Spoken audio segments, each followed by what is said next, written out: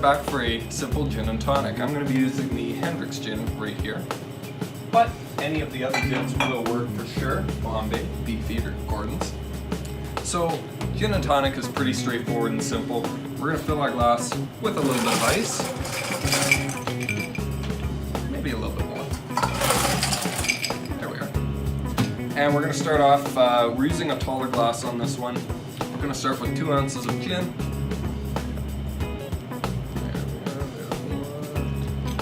And 2.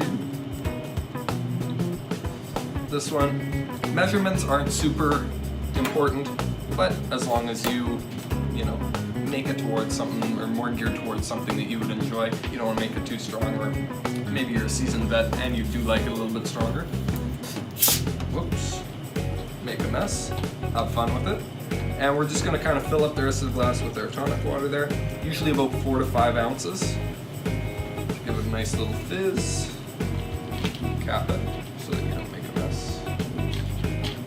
There we are. And have fun with your presentation with the wedge here. So we went with the 3/4 lime wedge there. Just looks kind of fun on there. And if you like, you can make another variation of this drink. You can use for garnish a lemon. You can also add maybe a few bitters or something if you like the taste of that. Just mix it up, make it to what you like. Enjoy the gin and tonic here.